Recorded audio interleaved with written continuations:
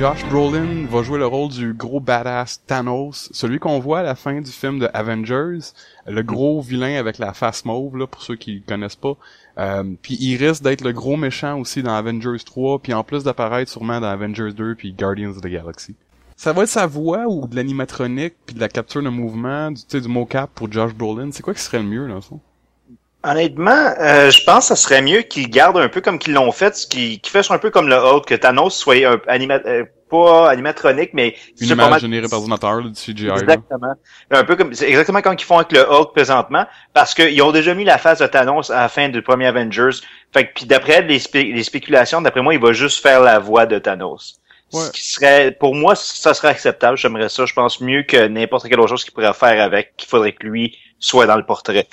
Jess, es-tu dans le fond familière avec Josh Brolin un peu? Pas vraiment. Puis en plus, ce personnage-là de Marvel, c'est un que je connais encore moins.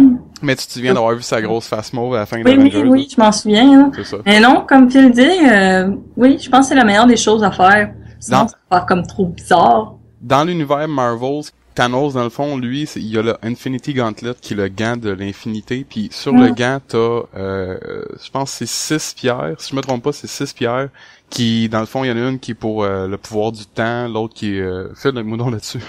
Pendant que je recherche pas du tout sur Internet. Il y en a un qui contrôle les aspects du temps, donc traverser à travers le temps, arrêter le temps, ralentir le temps. Il y en a un qui c'est l'espace, dans le fond, la téléportation, la manipulation dimensionnelle. T'as le Soul Gem, c'est contrôler les personnes mortes ou vivantes. Ah, ça c'est bien, ça.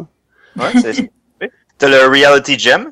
Ah, dans le fond, c'est la pierre de la réalité. Lui, c'est probablement le plus puissant, c'est que tu peux changer la réalité, simplement. Et lui, c'est que tu changes, c'est ça, tu changes les lois de l'univers, dans le fond, les lois, mettons, de la physique ou les lois générales de l'univers. C'est celui dans Marvel qui a tous les pouvoirs. Que simplement tous les pouvoirs, puis c'est fait de façon littérale que tous les pouvoirs, c'est sur son gant, puis chacune des 6 pierres représente un des gros pouvoirs dans l'univers. Oui, c'est ça. Le Power Gem, c'est ça, t'as le Power Gem, t'as le Mind Gem en plus aussi, c'est 2 gems. Le Power Gem, tu peux contrôler n'importe quelle force dans l'univers, c'est incroyable, n'importe quelle, là. C'est bon, j'entends ton érection d'ici, tu peux te calmer. Mais, Jess, dans le fond, tu sais, le cube cosmique, tu sais, dans le fond, Jess, le cube cosmique qu'on voit autant dans Captain America que dans Avengers, c'est un des 6. Ah, ok.